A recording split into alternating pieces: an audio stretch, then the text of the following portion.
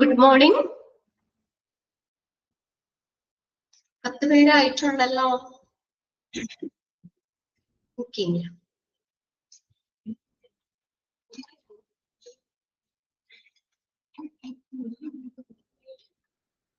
Okay, അപ്പൊ നമ്മൾ കഴിഞ്ഞ ക്ലാസ്സിൽ നമ്മൾ എവിടെ വരെയാണ് പറഞ്ഞു നിർത്തിയ? റെഫറൻസ് ചെക്ക് കഴിഞ്ഞായിരുന്നല്ലേ? സെലക്ഷൻ ഓർ ഹയറിംഗ് ഡിസിഷൻ അവിടെ വരെയല്ലേ നമ്മൾ കഴിഞ്ഞ ക്ലാസ്സിൽ പറഞ്ഞത്?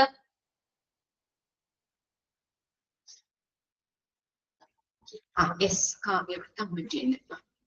നമ്മൾ ലാസ്റ്റ് പറഞ്ഞത് selection or hiring decision. Okay, അപ്പൊ നമ്മൾ എന്തൊക്കെ കാര്യങ്ങളാണ് ഇവിടെ നമ്മുടെ following points must be taken into account while making hiring decision.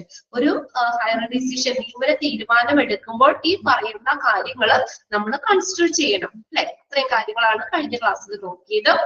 Next നമ്മൾ നോക്കുന്ന tips for making right hiring decision.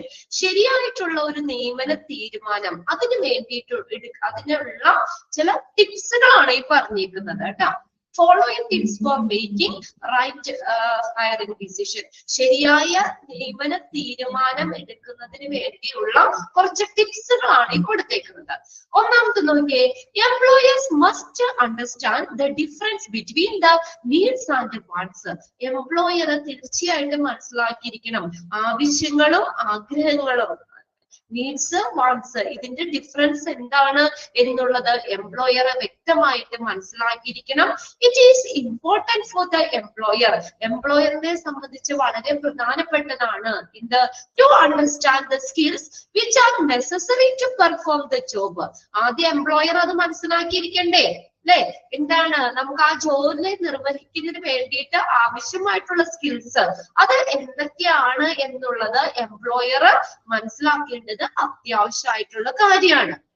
Employer ആദ്യം അറിഞ്ഞിരിക്കണം എന്തൊക്കെ കഴിവുകളാണ് ആ പർട്ടിക്കുലർ ജോലി നിർവഹിക്കുന്നതിന് വേണ്ടിയിട്ട് അത്യാവശ്യമായിട്ടുള്ളത്. അതിനനുസരിച്ചുള്ള ക്വസ്റ്റ്യൻസും കാര്യങ്ങളും നമ്മൾ ഇന്റർവ്യൂവിൽ ഉൾപ്പെടുത്തണം അല്ലെ? അപ്പൊ അതോടെ എംപ്ലോയർ അറിഞ്ഞിരിക്കണം ജോലി നിർവഹിക്കുന്നതിന് വേണ്ടിയിട്ട് അത്യാവശ്യമായിട്ടുള്ള സ്കിൽസുകൾ എന്താണ് എന്നുള്ളത് അറിഞ്ഞിരിക്കണം. രണ്ടാമത്തെ പോയിന്റ് നോക്കിയേ, employers must prioritize the skills according to the nature of the job. കണ്ടോ, ഇനി എംപ്ലോയർ എന്തിന് മുൻഗണന കൊടുക്കണം? According to the nature of the job. ആ ജോലിയുടെ സ്വഭാവം എന്താണ് കണ്ടോ, എന്നിട്ട് അതിനനുസരിച്ചുള്ള കഴിവുകൾക്ക് വേണം എംപ്ലോയർ മുൻഗണന കൊടുക്കാൻ. എന്തെങ്കിലും കഴിവുകൾ കാൻഡിഡേറ്റ്സിന് ഉണ്ടെന്ന് പറഞ്ഞിട്ട് കാര്യമില്ല. എന്താ വേണ്ടത്? ആ ജോലിയുടെ നേച്ചർ എന്താണ്, ആ ജോലിയുടെ സ്വഭാവം എന്താണ്, അതിനനുസൃതമായിട്ടുള്ള കഴിവുകൾക്ക് വേണം എംപ്ലോയർ മുൻഗണന കൊടുക്കാനായിട്ട്. മൂന്നാമത്തെ പോയിന്റ് നോക്കിയേ, employers must prepare the interview question before conducting an interview. Interview conduct ചെയ്യുന്നതിന് മുന്നേ തന്നെ എംപ്ലോയർ ഇന്റർവ്യൂ ക്വസ്റ്റ്യൻസ് പ്രിപ്പയർ ചെയ്ത് വെക്കണമെന്ന്. നേരത്തെ ഏതൊക്കെ ക്വസ്റ്റ്യൻസ് ആണ് എന്നുള്ളത് തയ്യാറാക്കി വെക്കണം. അല്ലാതെ ഇന്റർവ്യൂ ചെയ്യാനായിട്ട് നമ്മൾ പോയിരിക്കുന്ന ആ സമയത്തല്ല ക്വസ്റ്റ്യൻസ് ചോദിക്കേണ്ടത് അല്ലെ? എന്താ പറഞ്ഞേക്കുന്നത്? Must prepare interview questions before conducting an interview. Interview conduct ചെയ്യുന്നതിന് മുന്നേ തന്നെ എന്ത് ചെയ്യണം? ആ എംപ്ലോയർ ക്വസ്റ്റ്യൻസ് ഓൾറെഡി റെഡിയാക്കി വെച്ചിരിക്കണം. He or she should prepare a question guide. പിന്നെ എന്താ, ഒരു ക്വസ്റ്റ്യൻ ഗൈഡും തയ്യാറാക്കണം. which must include some behavioral interview questions. കുറച്ച് ഇന്റർവ്യൂ ക്വസ്റ്റ്യൻസ്, സ്വഭാവ സംബന്ധമായിട്ടുള്ള കുറച്ച് ഇന്റർവ്യൂ ക്വസ്റ്റ്യൻസുകൾ അതൊക്കെ ഉൾപ്പെടുത്തുന്ന രീതിയിലുള്ള ഒരു ക്വസ്റ്റ്യൻ ഗൈഡും പ്രിപ്പയർ ചെയ്ത് വെക്കണം. അപ്പൊ അതിൽ നിന്ന് നമുക്ക് ക്വസ്റ്റ്യൻസ് ചോദിക്കാം. അതായത് ഓൾറെഡി എന്താ പറയാ, നമ്മൾ നേരത്തെ ആ ക്വസ്റ്റ്യൻസ് പ്രിപ്പയർ ചെയ്ത് വെക്കണം എംപ്ലോയർ. ഇനി നാലാമത്തെ പോയിന്റ് നോക്കിയേ, employers should ask open ended questions with the candidates. ഒന്ന് അണ്ടർലൈൻ ചെയ്തോട്ടെ അത്. Open ended questions with the candidates. കാൻഡിഡേറ്റ്സിനോട് എങ്ങനെയുള്ള ക്വസ്റ്റ്യൻസ് ചോദിക്കണം? Open ended questions. എന്താ ഓപ്പൺ എൻഡഡ് ക്വസ്റ്റ്യൻസ് എന്ന് പറഞ്ഞാൽ യെസ് ഓർ നോ എന്ന് ആൻസർ പറയാത്ത രീതിയിലുള്ള ക്വസ്റ്റ്യൻസ്. ഇപ്പൊ ഞാൻ എന്തെങ്കിലും ചോദിച്ചോ യെസ് അല്ലെങ്കിൽ നോ എന്ന് പറയുമ്പോൾ ആ കാൻഡിഡേറ്റ്സിന്റെ ഉള്ളിലുള്ള കഴിവുകൾ നമുക്ക് പൂർണ്ണമായിട്ട് അറിയാൻ പറ്റില്ല. അവിടെ ലിമിറ്റഡ് ആണ് അല്ലെ. യെസ് ഓർ നോ എന്ന് പറഞ്ഞാൽ അത് മാത്രമേ ഉള്ളൂ, അതിന് കൂടുതലായിട്ടൊന്നും പറയുന്നില്ല അവിടെ. അപ്പൊ അങ്ങനെയുള്ള ക്വസ്റ്റ്യൻസ് ഒഴിവാക്കണം. യെസ് ഓർ നോ എന്ന് ലളിതമായി ഉത്തരം പറയാൻ പറ്റാത്ത രീതിയിലുള്ള ക്വസ്റ്റ്യൻസ് ആണ്. കുറച്ചും കൂടി ഡീറ്റെയിൽ ആയിട്ട് പറയുന്ന രീതിയിലുള്ള ക്വസ്റ്റ്യൻസ് വേണം കാൻഡിഡേറ്റ്സിനോട് ചോദിക്കാൻ. ഓപ്പൺ എൻഡഡ് ക്വസ്റ്റ്യൻസ് കുറച്ചും കൂടി അവരുടെ കഴിവുകളൊക്കെ തുറന്ന് പറയാവുന്ന രീതിയിലുള്ള ക്വസ്റ്റ്യൻസ് വേണം ചോദിക്കാനായിട്ട്. Open ended questions help the interviewer to find out how a candidate think and resolve a problem. ഈ ഓപ്പൺ എൻഡഡ് ക്വസ്റ്റ്യൻസ് എന്തിനു സഹായിക്കുന്നു? ഇന്റർവ്യൂവറിന്റെ കാൻഡിഡേറ്റ്സിന്റെ ചിന്തകള്, അവന്റെ ചിന്തകൾ എന്തൊക്കെയാണ്, ഒരു പ്രശ്നത്തെ സോൾവ് ചെയ്യാനുള്ള കഴിവുകള് അല്ലെ, കുറച്ചും കൂടി അവന്റെ ഉള്ളിൽ നിന്നുള്ള കാര്യങ്ങൾ അറിയാൻ പറ്റും. ഓപ്പൺ എൻഡഡ് ക്വസ്റ്റ്യൻ ആണ് യെസ് ഓർ നോ എന്ന് അങ്ങനെയല്ലേ നമുക്ക് അല്ല ഓപ്പൺ എൻഡഡ് ക്വസ്റ്റ്യൻസ് ചോദിക്കണം എന്നാ പറഞ്ഞത്. അപ്പൊ യെസ് ഓർ നോ എന്ന് ഉത്തരം പറയാൻ പറ്റാത്ത ക്വസ്റ്റ്യൻസ് ആണ് ഓപ്പൺ എൻഡഡ് ക്വസ്റ്റ്യൻ എന്ന് പറഞ്ഞത്. കുറച്ചും കൂടി തുറന്ന് അവന് സംസാരിക്കുന്ന രീതിയിലുള്ള ക്വസ്റ്റ്യൻസ് ആയിരിക്കുന്നത്. അപ്പൊ അവന്റെ കുറച്ചും കൂടി ആ കാൻഡിഡേറ്റ്സിന്റെ ചിന്തകള്, അവരുടെ പ്രോബ്ലംസ് ഒക്കെ സോൾവ് ചെയ്യാനുള്ള ആ കാര്യങ്ങള്, ഇതൊക്കെ കുറച്ചുകൂടി നമുക്ക് അറിയാൻ പറ്റും. അവന്റെ കഴിവുകൾ കുറച്ചും കൂടി പുറത്തേക്ക് വരാൻ പറ്റും ഇങ്ങനെയുള്ള ക്വസ്റ്റ്യൻസ് ആകുമ്പോൾ. അപ്പൊ അതുകൊണ്ട് ഓപ്പൺ എൻഡഡ് ക്വസ്റ്റ്യൻസ് ചോദിക്കണം. അടുത്തത് അഞ്ചാമത്തെ പോയിന്റ് നോക്കിയേ. Employers should stay away from follow up questions and leading statement. Employer എന്തിൽ നിന്ന് വിട്ടു നിൽക്കണം?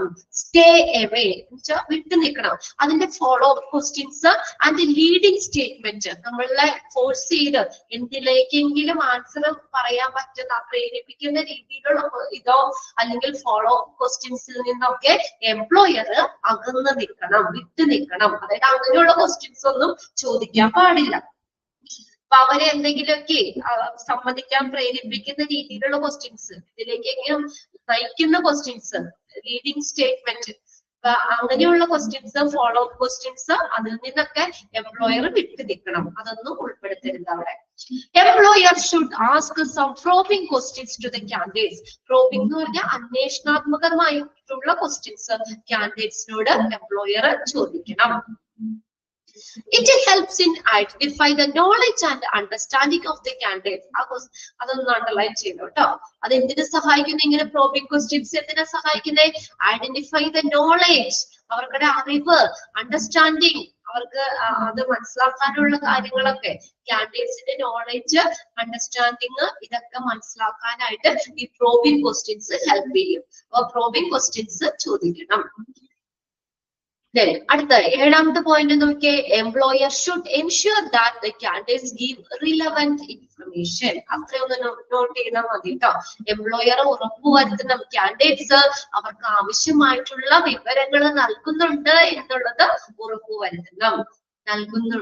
Candidates give relevant information. ആ എംപ്ലോയറിന് വേണ്ടിയിട്ടുള്ള അല്ലെ എന്തൊക്കെ കാര്യങ്ങളാണ് എംപ്ലോയറിന് അറിയേണ്ടത്, അപ്പൊ അതുമായിട്ട് ബന്ധപ്പെട്ട എല്ലാ വിവരങ്ങളും നൽകുന്നുണ്ട് എന്ന് കാൻഡിഡേറ്റ്സ് നൽകുന്നുണ്ട് എന്നുള്ളത് എംപ്ലോയർ ഉറപ്പുവരുത്തണം. അങ്ങനെ ആ എന്താ പറയാ അവർ ഉറപ്പുവരുത്തണം എല്ലാ ഇൻഫർമേഷനും, ആ ജോലിയെ സംബന്ധിക്കുന്ന എല്ലാ വിവരങ്ങളും കാൻഡിഡേറ്റ്സ് നമുക്ക് നൽകുന്നുണ്ട് എന്നുള്ളത് ഉറപ്പുവരുത്തണം.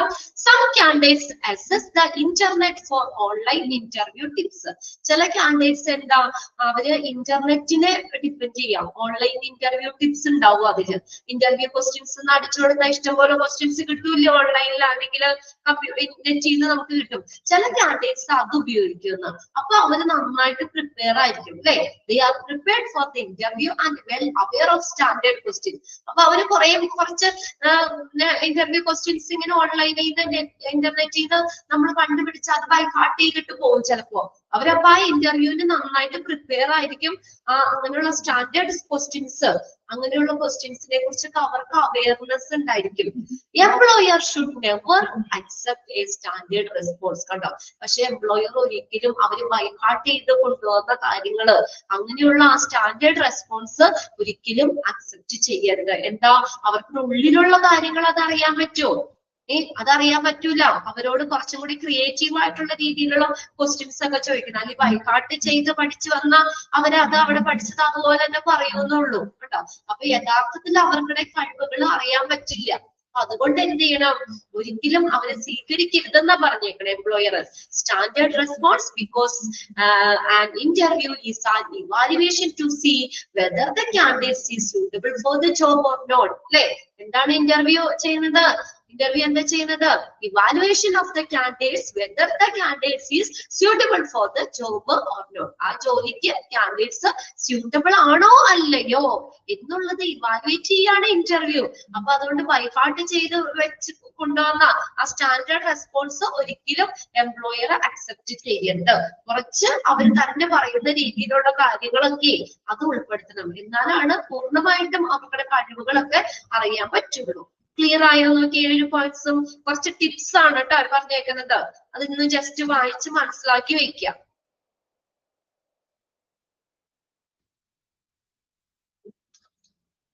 ഓക്കെ, ജസ്റ്റ് ഒന്ന് വായിച്ചു വെച്ചാൽ മതി എന്തൊക്കെയാണ് ടിപ്സ് എന്നുള്ളത്.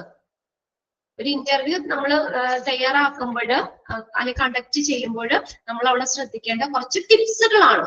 ഓക്കെ ആണോ? യൂറിയ, സൗമ്യ, ശ്രുതി, കാവ്യ.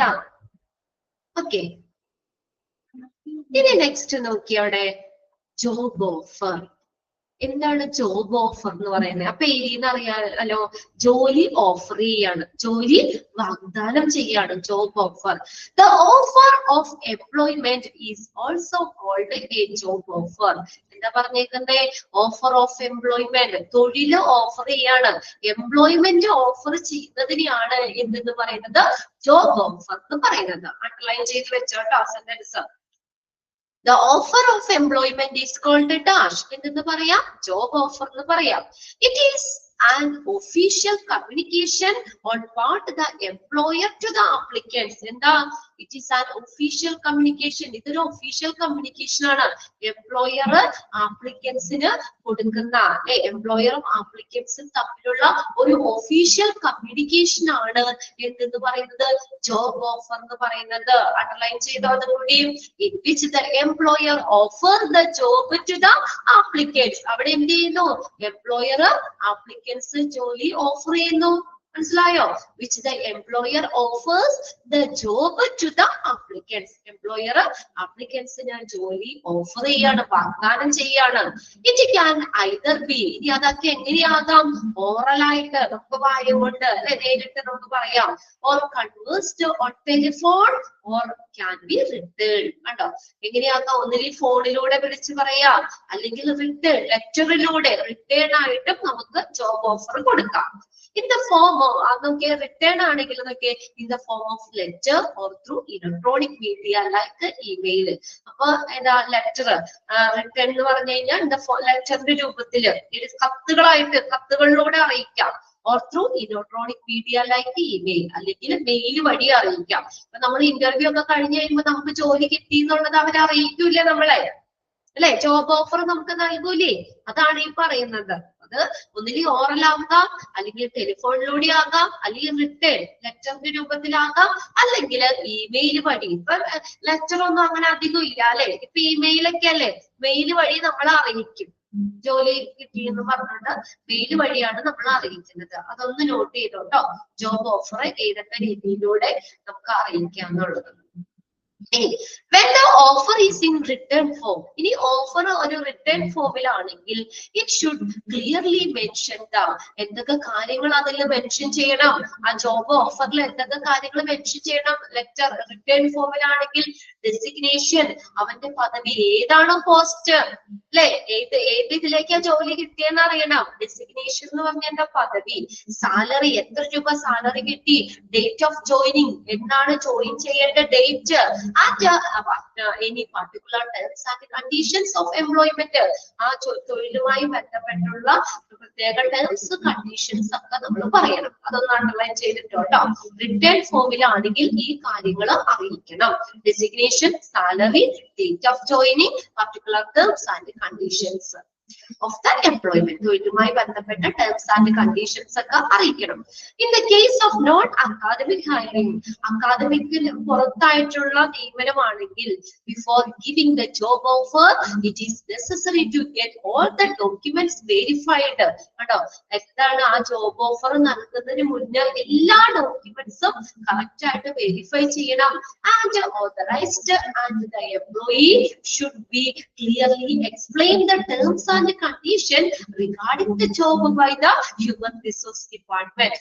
നോൺ അക്കാദമിക് ഹയറിംഗ് ആണെങ്കിൽ എന്ത് ചെയ്യണം, എല്ലാ ഡോക്യുമെന്റ്സും അവർക്ക് ആവശ്യമായിട്ടുള്ള എല്ലാ ഡോക്യുമെന്റ്സും വെരിഫൈ ചെയ്യണം. പിന്നെ എംപ്ലോയിനോട് എംപ്ലോയി കാൻഡിഡേറ്റ്സിനോട് ക്ലിയർ ആയിട്ട് എക്സ്പ്ലെയിൻ ചെയ്യണം terms and conditions regarding the job. ജോലിയുമായി ബന്ധപ്പെട്ടുള്ള എല്ലാ ടേംസ് ആൻഡ് കണ്ടീഷൻസും ഹ്യൂമൻ റിസോഴ്സ് ഡിപ്പാർട്ട്മെന്റ് അവരോട് അറിയിക്കണം. അല്ലാതെ ജോലി കിട്ടി ജോലിക്ക് വന്ന് ജോലി ചെയ്യുന്നിട്ടല്ല കാര്യങ്ങൾ അറിയേണ്ടത്. ആ ജോബ് ഓഫർ നൽകുന്ന മുന്നേ തന്നെ ഇന്ന കാര്യങ്ങളാണ് എന്നുള്ളത് കാര്യങ്ങൾ വ്യക്തമായിട്ട് ആ എംപ്ലോയിയോട് പറഞ്ഞിരിക്കണം. Once the employee sign the offer letter, ഇനി എംപ്ലോയി ആ ഓഫർ ലെറ്ററിൽ സൈൻ ചെയ്യുമ്പോൾ accept all the terms and conditions. അല്ലെ, നമ്മൾ എല്ലാ ടേംസ് ആൻഡ് കണ്ടീഷൻസും അംഗീകരിച്ചതിന് ശേഷം അല്ലേ ആ സൈൻ ചെയ്യുന്നത്. എല്ലാം വായിച്ചു നോക്കും, നമുക്ക് എല്ലാവരും ഓക്കെ ആണോ, സാലറി കൊണ്ട് ഓക്കെ ആണോ, ഡെസിഗ്നേഷൻ ഓക്കെ ആണോ, അല്ലെ, കമ്പനിയുടെ ടേംസ് ആൻഡ് കണ്ടീഷൻസ് ഓക്കെ ആണോ, ഇതെല്ലാം നോക്കിയിട്ട് ആ എംപ്ലോയി അതിനകത്ത് സൈൻ ചെയ്യുമ്പോൾ എന്ത് ചെയ്യുന്നു, the offer become legally binding on both the employee and employer. അപ്പൊ അതിനകത്ത് അവർ സൈൻ ചെയ്യുമ്പോൾ അത് ആ ഒരു ഓഫർ ലെറ്റർ ഓഫർ എംപ്ലോയിക്കും എംപ്ലോയറിനും ഒരുപോലെ ബാധകമാകും. ലീഗലി കേട്ടോ, നിയമപരമായി അവർക്ക് അത് ബാധകമാകും. എപ്പോൾ മാത്രം അതിൽ സൈൻ ചെയ്യുമ്പോൾ. ഒന്ന് അണ്ടർലൈൻ ചെയ്തു കേട്ടോ.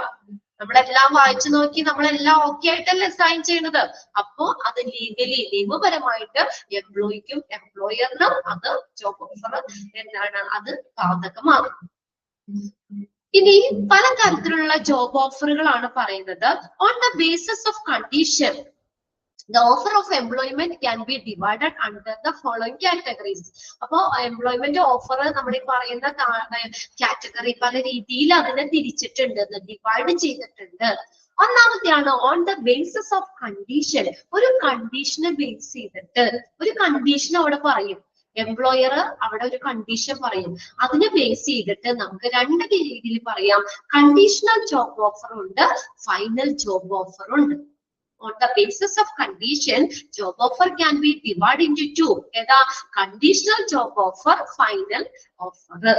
നമുക്ക് നോക്കിയേ, കണ്ടീഷണൽ ജോബ് ഓഫർ എന്ന് പറഞ്ഞ എന്താ, when an organization puts forward this type of job offer, it implies that the applicant is offered a job which is subjected to condition put forward by the employer. എങ്ങനെയാണ് ഇതിനകത്ത് പറയുന്നത്, അതായത് ആ ഒരു particular കണ്ടീഷൻസിനെ base ചെയ്തിട്ടാണ് job offer കൊടുക്കുന്നത്. Employer കുറച്ച് conditions പറയും. ആ കണ്ടീഷനെ ബേസ് ചെയ്തിട്ട് അത് ആ കണ്ടീഷൻസ് ഓക്കെ ആണെങ്കിൽ മാത്രമാണ് ജോബ് ഓഫർ കൊടുക്കുള്ളൂ. മനസ്സിലായോ?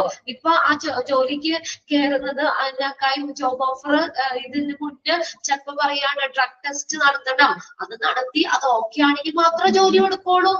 കണ്ടോ, അതാണ് പറഞ്ഞേക്കുന്നത്. എന്താ, എംപ്ലോയർ മുന്നോട്ട് വെച്ച ചില നിബന്ധനകളുണ്ട്, കണ്ടീഷൻസ് ഉണ്ട്. അതിന് വിധേയമായിട്ട് മാത്രമേ അത് ഓക്കെ ആണെങ്കിൽ മാത്രമേ എന്ത് ചെയ്യുള്ളൂ, ഓർഗനൈസേഷൻ ജോബ് ഓഫർ കൊടുക്കുള്ളൂ. ഒന്നാമത്തെ സെന്റൻസ് അണ്ടർലൈൻ ചെയ്തോട്ടോ. It implies that the applicant is offered a job which is subjected to the condition put forward by the employer. Clear ആണോ? എംപ്ലോയർ മുന്നോട്ട് വെച്ച കണ്ടീഷൻസ് അതിന് ബേസ് ചെയ്തിട്ടാണ് ജോബ് ഓഫർ കൊടുക്കുള്ളൂ. The condition may be include undergoing test. ഈ condition എന്ന് പറഞ്ഞാൽ എന്തൊക്കെയാ, ചില ടെസ്റ്റുകൾക്ക് വിധേയരാകണം ആ കാൻഡിഡേറ്റ്സ്. എംപ്ലോയി അല്ലെങ്കിൽ കുറച്ച് ടെസ്റ്റുകൾക്ക് വിധേയരാകണം. ഡ്രഗ് ടെസ്റ്റ് നടത്തണം, background verification or other clause put by the employer that is taken care of before finalising the offer. കണ്ടോ, എന്താ പറഞ്ഞ ക്ലോസ് എന്ന് പറഞ്ഞ വ്യവസ്ഥകളും. അപ്പൊ ഈ ചിലപ്പോ ഡ്രഗ് ടെസ്റ്റുകൾ നടത്തണം, അതിൽ ഓക്കെ ആണെങ്കിൽ മാത്രമേ ജോലി തരുള്ളൂ. ബാക്ക്ഗ്രൗണ്ട് വെരിഫിക്കേഷൻ നോക്കണം, അല്ലെങ്കിൽ ഓർ എനി അതർ പ്രോസസ്, മറ്റു വ്യവസ്ഥകള്, എംപ്ലോയർ മുന്നോട്ട് വെച്ച മറ്റു വ്യവസ്ഥകള്, അതിനനുസരിച്ചാണ് ഫൈനൽ ഓഫർ എന്ത് ചെയ്യുന്നു, ഫൈനൽ ചെയ്യുള്ളൂ. അത് ബിഫോർ ഫൈനലൈസിങ് ദ ഓഫർ, ആ ഓഫർ ജോബ് ഓഫർ ഫൈനൽ ആക്കുന്നതിന് മുന്നേ ഇങ്ങനെയുള്ള കണ്ടീഷൻസ് ഓക്കെ ആയിരിക്കണം. എംപ്ലോയി ഈ കണ്ടീഷൻസ് എന്താ, അത് ഓക്കെ ആണെങ്കിൽ മാത്രമേ ഓഫർ കൊടുക്കുള്ളൂ. This condition must be accepted by the applicant. ഈ കണ്ടീഷൻസ് ആപ്ലിക്കൻസ് എന്ത് ചെയ്യണം, സ്വീകരിക്കണം. ശരി, ഓക്കെ, ഞാൻ അതിന് തയ്യാറാണ് എന്നുള്ളത് പറയണം, അല്ലെ, അവർ അക്സെപ്റ്റ് ചെയ്യണം. When the offer is made conditionally, the employee is not legally bound until he agreed to terms and conditions. അപ്പൊ അതുപോലെ നമ്മൾ ഈ ആ കണ്ടീഷൻസ് നമുക്ക് ഓക്കെ ആവണത് വരേക്കും എംപ്ലോയി ആ നിയമപരമായിട്ട് സമ്മതിക്കില്ല. ആ ടേംസ് ആൻഡ് കണ്ടീഷൻസ്, ആ ജോബ് ഓഫറിൽ പറഞ്ഞ ടേംസ് ആൻഡ് കണ്ടീഷൻസ് അവന് അത് ബാധകമാക്കേണ്ട കാര്യമില്ല. ഇങ്ങനെ ആ കണ്ടീഷൻ ഓക്കെ ആണെങ്കിൽ മാത്രം. ഇപ്പൊ എക്സാമ്പിൾ ആയിട്ട് പറയാണ്, നമ്മളോട് പറയാണ് ഡ്രഗ് ടെസ്റ്റ് നടത്തി അതിൽ നിങ്ങൾ ഓക്കെ ആണെങ്കിൽ നിങ്ങൾക്ക് ജോലി തരാം, ഒരു കണ്ടീഷൻ അവിടെ വെച്ച് എംപ്ലോയർ. അപ്പൊ ആ ഡ്രഗ് ടെസ്റ്റ് നടത്തി നമ്മൾ ഓക്കെ ആവണത് വരേക്കും നമ്മൾ അതെന്താ അവര് അത് എന്താ പറയാ, ടേംസ് ആൻഡ് കണ്ടീഷൻസ് നമുക്ക് ബാധകമല്ല. മനസ്സിലായോ? അത് ഓക്കെ ആണെങ്കിൽ മാത്രം കമ്പനിയുടെ കൂടെ ഫോളോ ചെയ്ത് പോയാൽ മതി. അപ്പൊ മാത്രമേ നമുക്ക് നിയമപരമായിട്ട് ആ എംപ്ലോയി അംഗീകരിക്കേണ്ട ആവശ്യമുള്ളൂ. അത് കണ്ടോ, and meats all the specified requirements. അപ്പൊ അതുപോലെ അതിന്റെ ഇനിയുള്ള കാര്യങ്ങളും ഒക്കെ അവർ അങ്ങനെയാണെങ്കിൽ മാത്രം പാലിച്ചാൽ മതി, അംഗീകരിക്കുകയും പരിപാലിക്കുകയും ചെയ്താൽ മതി എന്ന്. അത് ആ കണ്ടീഷൻ ആ എംപ്ലോയി ഓക്കെ ആണെങ്കിൽ മാത്രം ആ ബാക്കിയുള്ള കാര്യങ്ങള് ആ ടേംസ് ആൻഡ് കണ്ടീഷൻസ് ഒക്കെ കമ്പനിയുടെ അവര് അത് സ്വീകരിച്ചാൽ മതി. നിയമപരമായി എന്നാലാണ് അവർക്ക് ബാധകമാകുള്ളൂ. ഇപ്പൊ ഡ്രഗ് ടെസ്റ്റ് നടത്തി നമ്മളത് നെഗറ്റീവ് ആണ്, നമുക്കത് എന്തെങ്കിലും ഡ്രഗ്സിന്റെ ഇതുണ്ടോ, അങ്ങനെയുള്ള കാര്യങ്ങളൊക്കെ ഇതൊക്കെ ഉണ്ടോ, അങ്ങനെയൊക്കെ ഉണ്ടെങ്കിൽ നമ്മൾ അവിടെ നിന്ന് മാറ്റുമല്ലോ. അവര് പിന്നെ ജോബ് ഓഫർ നമുക്ക് ജോലി തരില്ല. അപ്പൊ അങ്ങനെ ഓക്കെ ആണെങ്കിൽ മാത്രം ആ ടേംസ് ആൻഡ് കണ്ടീഷൻസ് അവര് നിയമപരമായിട്ട് ആ എംപ്ലോയിക്ക് ബാധകമാകുള്ളൂ. ക്ലിയർ ആയോ? കണ്ടീഷണൽ ജോബ് ഓഫർ ഒരു കണ്ടീഷൻ ഉണ്ട്, ആ കണ്ടീഷൻ ഓക്കെ ആണെങ്കിൽ മാത്രം ജോലി കൊടുക്കുള്ളൂ. ക്ലിയർ ആയില്ലേ? ഇനി രണ്ടാമത്തെയാണ് ഫൈനൽ ഓഫർ. ഫൈനൽ ഓഫർ എന്ന് പറഞ്ഞാൽ എന്താ? When an applicant is given a final offer letter, he is not required to fulfill any condition. കണ്ടോ, ആ ഫൈനൽ ഓഫർ ലെറ്റർ അവർക്ക് കിട്ടിക്കഴിഞ്ഞാൽ പിന്നെ വേറെ കണ്ടീഷൻസ് ഒന്നും ഫുൾഫിൽ ചെയ്യേണ്ടതാണ്. ഫൈനൽ ഓഫർ ലെറ്റർ കിട്ടിക്കഴിഞ്ഞാലേ പിന്നെ വേറൊരു നിബന്ധനകളും കണ്ടീഷൻസും ഒന്നും ഇല്ല അവിടെ. ക്ലിയർ ആയോ? ഫസ്റ്റ് സെന്റൻസ് അണ്ടർലൈൻ ചെയ്തേ. When an applicant is given a final offer letter, he is not required to fulfill any condition. ഒരു കണ്ടീഷനും അവന് എന്ത് ചെയ്യണ്ട, പിന്നീട് അത് പാലിക്കേണ്ടതില്ല. ഓഫർ ലെറ്റർ കിട്ടി, ഫൈനൽ ഓഫർ ലെറ്റർ കിട്ടി, അപ്പൊ നമുക്ക് ജോലി കിട്ടി എന്ന് തന്നെയാണ്. പിന്നെ വേറെ കണ്ടീഷൻസ് ഒന്നും അവിടെ നമുക്ക് നിറവേറ്റേണ്ടതില്ല.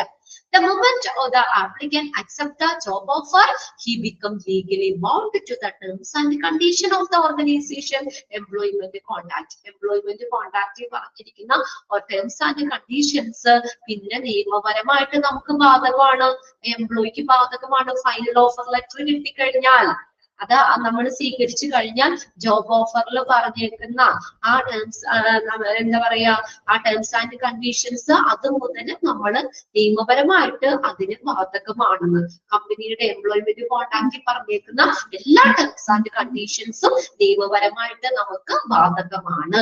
ക്ലിയർ ആയോ? ഫസ്റ്റ് സെന്റൻസ് അണ്ടർലൈൻ ചെയ്തിട്ടുള്ളത്. പിന്നെ വേറെ കണ്ടീഷൻ ഒന്നുമില്ല. ഫൈനൽ ഓഫർ ലെറ്റർ കിട്ടിക്കഴിഞ്ഞാൽ പിന്നെ നമ്മളുടെ കമ്പനിയുടെ ടേംസ് ആൻഡ് കണ്ടീഷൻസ് നിയമപരമായി നമ്മളത് പാലിക്കണം. പാലിക്കേണ്ടത് ഉത്തരവാദിത്തം നമുക്കുണ്ട്. ക്ലിയർ ആണോ രണ്ടും? യെസ്. ഇനി അടുത്ത് നോക്കിയേ, ഇനി on the basis of compensation decision, ഇനി നമുക്ക് കോമ്പൻസേഷൻ ഡിസിഷൻ തീരുമാനത്തിനെ ബേസ് ചെയ്തിട്ട് നമുക്ക്, അതായത് നമുക്ക് തരുന്ന സാലറി ഒക്കെ ഇല്ലേ, അതിനെയൊക്കെ ബേസ് ചെയ്തിട്ട്, കോമ്പൻസേഷനെ ബേസ് ചെയ്തിട്ട് നമുക്ക് ജോബ് ഓഫറിനെ നമുക്ക് 4 രീതിയിൽ തിരിക്കാം. Low job offer, competitive job offer, high job offer, maximum job offer. പേര് പോലെ തന്നെയൊക്കെയാണ്, എളുപ്പമുള്ള കാര്യങ്ങളാണ്. ഒന്നാമത്തെ നോക്കിയേ, low job offer. Low job offer എന്ന് പറഞ്ഞാൽ the type of offer in which the employer's cost of hiring is kept low. നിയമന ചെലവ് പരമാവധി കുറയ്ക്കാണ് എംപ്ലോയർ. കണ്ടോ എന്താ പറഞ്ഞേക്കുന്നേ? ഒരു കാൻഡിഡേറ്റ്സിനെ നമ്മൾ പുറത്തു നിന്ന് നിയമിക്കുന്നതിന് വേണ്ടി ഏറ്റവും ചുരുങ്ങിയ കോസ്റ്റിലേക്ക് വരുന്നു. ആ നിയമന ചിലവ്, cost of hiring is kept low, എന്താ ഏറ്റവും ചുരുക്കത്തിലേക്ക് വരികയാണ്. To the maximum possible extent is called a low job offer. Underline ചെയ്തിട്ടേ. അതായത് ഒരു കാൻഡിഡേറ്റ്സിനെ പുറത്തു നിന്ന് നിയമിക്കുന്നതിന് വേണ്ടി ഏറ്റവും ചുരുങ്ങിയ കോസ്റ്റിലേക്ക് വരുന്നതിനെയാണ് ലോ ജോബ് ഓഫർ എന്ന് പറയുന്നത്.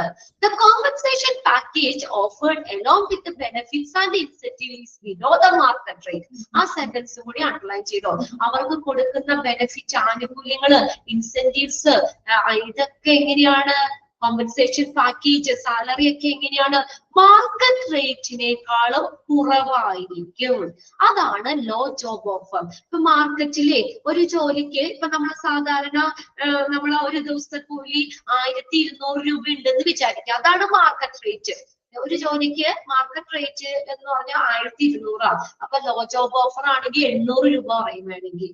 മാർക്കറ്റ് റേറ്റിനേക്കാൾ കുറവാണ് കൊടുക്കുന്നത്. ഇപ്പൊ ക്ലിയർ ആയി അതെന്താ ഉദ്ദേശിക്കുന്നതെന്നുള്ളത്? മാർക്കറ്റിൽ ആ ജോലിക്ക് എത്ര രൂപയുണ്ട്? ഇപ്പൊ ഒരു എഞ്ചിനീയർ പോസ്റ്റിലേക്ക് മാർക്കറ്റിൽ എത്ര 50,000 രൂപ സാലറി ഉണ്ടെങ്കിൽ ഒരു 40,000 രൂപയ്ക്ക് ആയിരിക്കും ജോബ് ഓഫർ കൊടുക്കുന്നത്. ക്ലിയർ ആയി അത് മനസ്സിലാക്കി വെക്കണം കേട്ടോ. ഫസ്റ്റ് സെന്റൻസും സെക്കൻഡ് സെന്റൻസും അണ്ടർലൈൻ ചെയ്തിട്ടോ. അവിടെ മാർക്കറ്റ് റേറ്റിനേക്കാൾ കുറവായിരിക്കും. എന്നിട്ട് ചോദിക്കും അത് ഏതോ ജോബ് ഓഫറാന്ന്. ഏതാ? ലോ ജോബ് ഓഫർ ആണ്. ക്ലിയർ ആയോ? ഫോളോ ചെയ്ത് വന്നില്ലേ? ക്ലിയർ ആവുന്നില്ലേ അത്? ഇനി നോക്കിയേ, negotiating on the offer further might be denied. Negotiation എന്ന് പറഞ്ഞാൽ ചർച്ചകള്, പിന്നീടുള്ള ചർച്ചകള്, കാര്യങ്ങള് അത് നിഷേധിക്കുന്നു. Offer further must be denied, അതായത് പൂർണ്ണമായിട്ട് നമുക്ക് അത് ഒഴിവാക്കാൻ പറ്റില്ല, നിരസിക്കപ്പെട്ടേക്കാം. ഫർദർ മൈറ്റ് ബി ഡിനൈഡ് എന്ന് വെച്ചാൽ നിഷേധിക്കുക. അതായത് അവർ അത്രയാണ് കൊടുക്കാൻ ഉദ്ദേശിക്കുന്നത്, മാർക്കറ്റ് റേറ്റിലും കുറവാണ് കൊടുക്കാൻ ഉദ്ദേശിച്ചേക്കുന്നത്. അത് നിരസിക്കപ്പെട്ടേക്കാം. Negotiation. The organization that work on cost leadership strategy might look forward to going for a low job offer as it control the labor cost. കണ്ടോ? ആ കോസ്റ്റ് ലീഡർഷിപ്പ് സ്ട്രാറ്റജിയിൽ മുന്നോട്ട് പോകുന്ന സ്ഥാപനങ്ങള് അവര് ലോ ജോബ് ഓഫറിലൂടെ പോകാം. എന്തുകൊണ്ടാ? അത് ലേബർ കോസ്റ്റ് കുറെ കൺട്രോൾ ചെയ്യും, നിയന്ത്രിക്കും. ലേബർ കോസ്റ്റ് ഇപ്പൊ ഞാൻ പറഞ്ഞില്ലേ 1200 രൂപയുള്ളത് 800 രൂപ. അപ്പൊ ലോവർ കോസ്റ്റ് ആ ലേബർ ഈ ഏതാണ് ജോബ് ഓഫറിൽ നമ്മൾ ലേബർ കോസ്റ്റിനെ നിയന്ത്രിക്കുന്നു. ഏത്? Low job offer. അപ്പൊ അങ്ങനെ കോസ്റ്റ് ലീഡർഷിപ്പ് സ്ട്രാറ്റജി ഫോളോ ചെയ്യുന്ന, അതിലൂടെ പോകുന്ന സ്ഥാപനങ്ങള് low job offer, low job ഓഫറിലൂടെ മുന്നോട്ട് പോകാം. എന്തുകൊണ്ടാ? ഇറ്റ് കൺട്രോൾ ലേബർ കോസ്റ്റ് കുറയ്ക്കുന്നു. But this is not much effective from the perspective of talent retention. എന്നാൽ ടാലന്റ് ആയിട്ടുള്ളവരെ നിലനിർത്താനായിട്ട് ഇത് പറ്റില്ല എന്ന്. It is not much effective. അത് അധികം എഫക്റ്റീവ് അല്ല. എന്തുകൊണ്ടാ? ടാലന്റ് ആയിട്ടുള്ളവരെ നിലനിർത്താനായിട്ട് അത് പറ്റില്ല എന്ന്. എന്താ കാര്യം? നല്ല ടാലന്റ് ആയിട്ടുള്ളവർക്ക് അവര് സമ്മതിക്കോ? അവര് സമ്മതിക്കും. അവർക്ക് വേറെ സ്ഥലത്ത് ചെന്ന് കഴിഞ്ഞാൽ എന്താ വേറെ കുറച്ചും കൂടി സാലറി കിട്ടും. അപ്പൊ അതുകൊണ്ട് ടാലന്റ് ആയിട്ടുള്ളവരെ നിലനിർത്താനായിട്ട്, ഹൈ പ്രൊഫഷൻ ആപ്ലിക്കൻസ് അങ്ങനെയുള്ളവരെ നിലനിർത്താനായിട്ട് ഇത് പറ്റില്ല. എന്തുകൊണ്ടാ? അവര് they would not accept a low job offer. അവര് ലോ ജോബ് ഓഫർ അക്സെപ്റ്റ് ചെയ്യില്ല. ഇപ്പൊ എനിക്കറിയാം, എനിക്കൊരു എന്താ പറയാ, ഒരു ദിവസം 1200 രൂപ എനിക്ക് കിട്ടിയാലേ എനിക്ക് മുതലാവുള്ളൂ. അത്രയും മേടിക്കാനുള്ള ഇത് ടാലന്റ് എനിക്കുണ്ട്, എനിക്ക് അത്രയുണ്ട്. അപ്പൊ പിന്നെ എന്നോട് 500 രൂപ തരാന്ന് പറഞ്ഞാൽ ഞാൻ സമ്മതിക്കോ? ഇല്ല. ഹൈ പ്രൊഫഷൻ ആപ്ലിക്കൻസ് ഈ ലോ ജോബ് ഓഫർ അവര് അക്സെപ്റ്റ് ചെയ്യൂലെന്ന് മനസ്സിലായോ? അത്രയും പ്രൊഫഷണൽ ആയിട്ടുള്ളവര് കുറഞ്ഞ പൈസക്ക് ജോലി ചെയ്യാന്ന് പറഞ്ഞാൽ സമ്മതിക്കോ? ഇല്ല. വല്ല കൂലി ചുമടുകാരോ അങ്ങനെയൊക്കെ ആണെങ്കിൽ ഒരു 100 രൂപ കുറച്ച് കൊടുത്താലും ചിലപ്പോൾ അവര് സമ്മതിക്കും. എന്നാൽ ഹൈലി ക്വാളിഫൈഡ് ടെക്നീഷ്യൻ അങ്ങനെയൊക്കെ ആണെങ്കിൽ അവർക്ക് സമ്മതിക്കൂല. അവർക്ക് അത്രയും സാലറി കിട്ടിയാൽ അവർക്ക് മുതലാവുള്ളൂ. അപ്പൊ അങ്ങനെ ഉയർന്ന ജോലികള്, അങ്ങനെ പ്രൊഫഷണൽ ആപ്ലിക്കൻസ് അവരൊരിക്കലും ലോ ജോബ് ഓഫർ അക്സെപ്റ്റ് ചെയ്യില്ല, സ്വീകരിക്കില്ല. അതൊന്ന് അണ്ടർലൈൻ ചെയ്തിട്ടുണ്ടോ? അപ്പൊ അല്ലെങ്കിൽ കമ്പനിയിലെ ടാലന്റ് ആയിട്ടുള്ളവരെ നിലനിർത്തുന്നതിന് ഈ ജോബ് ഓഫർ അത്രയും എഫക്റ്റീവ് അല്ല. Such offers are also misfit for important position. കണ്ട വീണ്ടും പറയുന്നുണ്ട്, പ്രധാനപ്പെട്ട സ്ഥാനങ്ങളില് അത് മിസ്ഫിറ്റ് ആണ്. മിസ്ഫിറ്റ് എന്ന് പറഞ്ഞാൽ അനുയോജ്യമല്ല. Especially in organisation follow differentiation strategy or those whose competitive advantages depend on research which demand skilled professional. കണ്ടോ? അപ്പൊ ഇപ്പൊ നമ്മൾ പറഞ്ഞത് ഏതാണ്? ഈ ചില കമ്പനികള് ഏതാണ്? ഓർഗനൈസേഷൻ ഫോളോ ഡിഫറൻസിയേഷൻ സ്ട്രാറ്റജീസ്, വ്യത്യസ്തമായിട്ടുള്ള സ്ട്രാറ്റജീസ് ഫോളോ ചെയ്യുന്ന സ്ഥാപനങ്ങള് അല്ലെങ്കിൽ പ്രധാനപ്പെട്ട സ്ഥാപനങ്ങള്, റിസർച്ചിനെ ആശ്രയിച്ചിട്ടുള്ള സ്ഥാപനങ്ങള്, ഡിഫറെന്റ് സ്ട്രാറ്റജി പിന്തുടരുന്ന, റിസർച്ചിനെ ആശ്രയിച്ചിട്ടുള്ള കോമ്പറ്റേറ്റീവ് മത്സര നേട്ടമുള്ള സ്ഥാപനങ്ങളിലോ പ്രധാനപ്പെട്ട സ്ഥാപനങ്ങളിലോ അവിടെ സ്കിൽഡ് ആയിട്ടുള്ള പ്രൊഫഷണൽസ് തന്നെ വേണം. അപ്പൊ എന്താണ്? അങ്ങനെ സ്കിൽഡ് പ്രൊഫഷണൽസിന്റെ ഡിമാൻഡ് ഉള്ള സ്ഥാപനങ്ങള് അവിടെ ഈ ലോ ജോബ് ഓഫർ കൊടുക്കുന്നത് എന്താണ്? മിസ്ഫിറ്റ് ആണ്. അങ്ങനെ പ്രധാനപ്പെട്ട ഇമ്പോർട്ടന്റ് ആയിട്ടുള്ള പൊസിഷനിൽ ഈ ലോ ജോബ് ഓഫർ കൊടുക്കുന്നത് മിസ്ഫിറ്റ് ആണ്. ക്ലിയർ ആയോ? അതായത് നല്ല ഇമ്പോർട്ടന്റ് ആയിട്ടുള്ള പൊസിഷൻ ഉള്ളവർക്ക് പൈസ കുറച്ച് കൊടുക്കാന്ന് പറഞ്ഞാൽ അവര് സമ്മതിക്കൂല. അത് അവിടെ മിസ്ഫിറ്റ് ആണ്. Thus, low job offer are not suitable for top position. Underline ചെയ്തേ, ടോപ്പ് പൊസിഷനിൽ ഈ ലോ ജോബ് ഓഫർ സ്യൂട്ടബിൾ അല്ല. As it crucial for organization to hire talent individuals as leader. എന്തുകൊണ്ടാ? അതായത് ആ ഓർഗനൈസേഷന്റെ വിജയത്തിന് ടാലന്റ് ആയിട്ടുള്ള ഇൻഡിവിജ്വൽ തന്നെ ലീഡേഴ്സ് ആയിട്ട് വേണ്ടത് നിർണായകരമാണ്. ആ ഓർഗനൈസേഷന്റെ വിജയത്തിന് നിർണായകരമാണ് ഏത്? ടാലന്റ് ആയിട്ടുള്ളവരെ ലീഡറായിട്ട് നിൽക്കണം എന്നുള്ളതാണ്. അപ്പൊ അങ്ങനെ ഹയർ പൊസിഷനിലേക്ക് ലോ ജോബ് ഓഫർ അത്രയും പറ്റില്ല, മിസ്ഫിറ്റ് ആണ്, അനുയോജ്യമല്ല. ആ ഫസ്റ്റ് സെന്റൻസും അണ്ടർലൈൻ ചെയ്തിടാം. പിന്നെ രണ്ടാമത്തെ സെന്റൻസിൽ ഒന്ന് അണ്ടർലൈൻ ചെയ്തിട്ടോ. Low job offer are not suitable for top position. This strategy work best. ഇനി ഈ ലോ ജോബ് ഓഫർ എന്ന് പറഞ്ഞ സ്ട്രാറ്റജി എവിടെയാ വർക്ക്ഔട്ട് ആവുന്നത്? ആർക്കൊക്കെ കൊടുക്കാം? In filling opening for position where quality of the employee is not important. എംപ്ലോയിയുടെ ക്വാളിറ്റിക്ക് അധികം important ഇല്ലാത്ത പൊസിഷനിൽ കേട്ടോ, അധികം ക്വാളിഫൈഡ് അല്ലാത്ത അല്ലെങ്കിൽ ഗുണനിലവാരം ഇല്ലാത്ത അങ്ങനെയുള്ള ഇതിന്റെ പൊസിഷനിൽ മാത്രം, അങ്ങനെയുള്ളടത്ത് ജോലി ഫില്ല് ചെയ്യാനാണ് ഈ സ്ട്രാറ്റജി വർക്ക്ഔട്ട് ആവുന്നത്. മനസ്സിലായോ? താഴ്ന്ന ജോലികളൊക്കെ അധികം ഈ ക്വാളിറ്റിക്കൊക്കെ, ക്വാളിറ്റി ഓഫ് എംപ്ലോയിയുടെ ക്വാളിറ്റിക്ക് അത്രയും ഇമ്പോർട്ടന്റ് ഇല്ലാത്ത ജോലിക്ക് മാത്രമേ ഈ സ്ട്രാറ്റജി വർക്ക്ഔട്ട് ആവുള്ളൂ. The task need low skill. കണ്ടോ, കുറഞ്ഞ സ്കില്ല് ആവശ്യമുള്ള ജോലികളില്ലേ അതിന്. And a professional employee or high turnover rate is tolerant. High turnover rate സഹിക്കാൻ പറ്റുന്ന സ്ഥാപനങ്ങൾ ഇങ്ങനെയുള്ളവിടത്തൊക്കെ മാത്രമേ ഈ ജോബ് ഓഫർ എന്ന് പറഞ്ഞ സ്ട്രാറ്റജി വർക്ക്ഔട്ട് ആവുള്ളൂ. അല്ലാതെ ടോപ്പ് പൊസിഷനിൽ ഈ ജോബ് ഓഫർ കൊണ്ടുവന്ന് കൊടുത്തു കഴിഞ്ഞാൽ അവരവിടെ നിൽക്കൂല, അവർക്ക് അതിന്റെ ആവശ്യമില്ല. മനസ്സിലായോ? അതുകൂടി ഒന്ന് അണ്ടർലൈൻ ചെയ്തേ. ലോ ജോബ് ഓഫർ സ്ട്രാറ്റജി എവിടെയാ വർക്ക്ഔട്ട് ആവുന്നത്? അതായത് ആ എംപ്ലോയിയുടെ ആ ക്വാളിറ്റിക്ക് പ്രാധാന്യമില്ലാത്ത കുറഞ്ഞ സ്കിൽഡ് ആയിട്ടുള്ള ജോലികള്, പിന്നെ അതുപോലെ ഉയർന്ന ടേൺ ഓവർ റേറ്റ് സഹിക്കാവുന്ന തസ്തികകള്, അങ്ങനെ ഒഴിവുള്ളവർക്ക് മാത്രമേ ഈ ലോ ജോബ് ഓഫർ എന്ന് പറഞ്ഞ സ്ട്രാറ്റജി വർക്ക്ഔട്ട് ആവുള്ളൂ. Then, although this strategy can give applicants keeping the organization status and the image in danger. കണ്ടോ, ഈ സ്ട്രാറ്റജി എപ്പോഴാ ആകുന്നത്?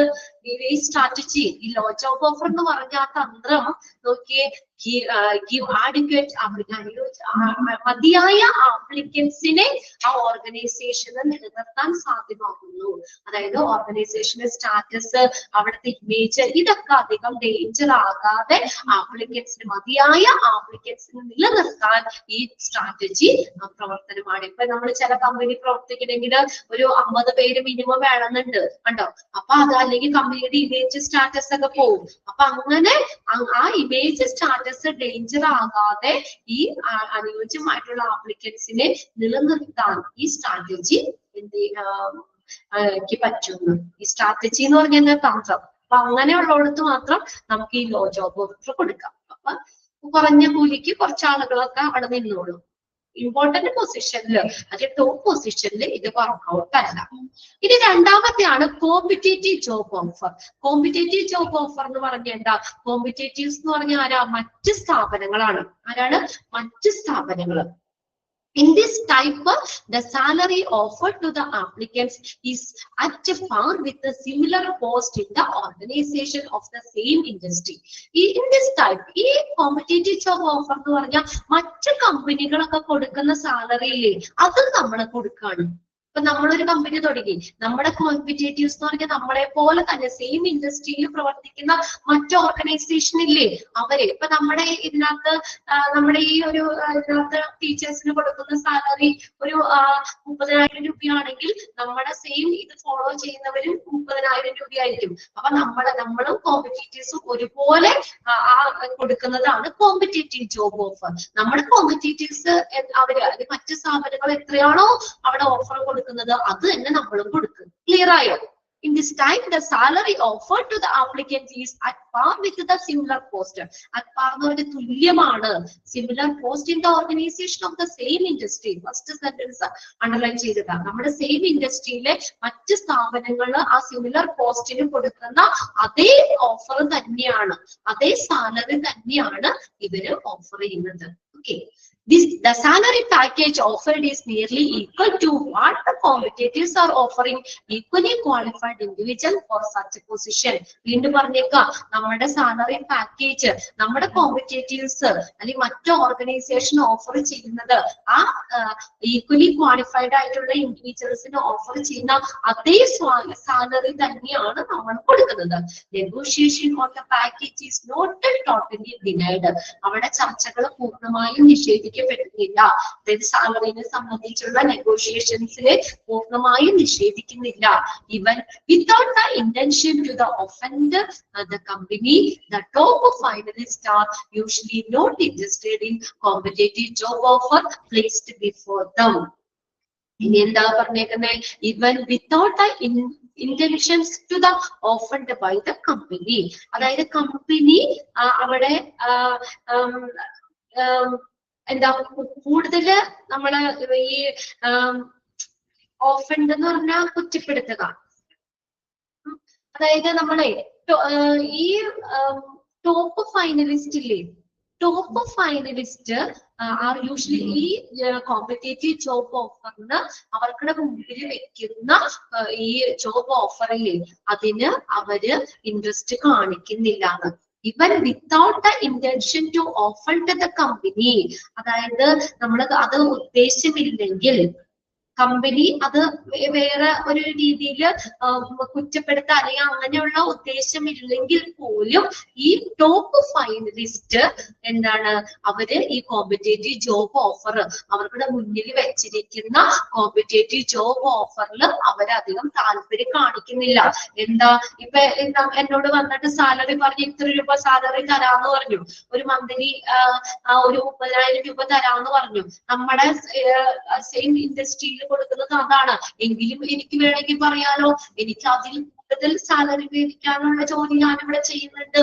അപ്പൊ അതുകൊണ്ട് എനിക്ക് ഇതിന് മുതലാവില്ല. അപ്പൊ എനിക്ക് കുറച്ചുകൂടി സാലറി കൂട്ടി തരണം എന്ന് വേണമെങ്കിൽ നമുക്ക് ചോദിക്കാം. അപ്പൊ അതുകൊണ്ടാണ് ടോപ്പ് ഫൈനലിസ്റ്റുകള് ഈ കോമ്പറ്റേറ്റീവ് ജോബ് ഓഫർ അവരുടെ മുന്നിൽ വെച്ചിരിക്കുന്ന ഈ ജോബ് ഓഫർ അധികം താല്പര്യം കാണിക്കുന്നില്ല.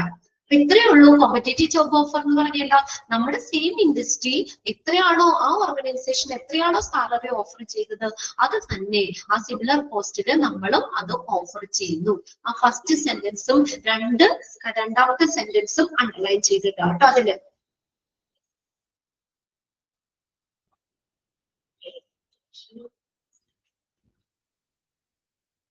Okay,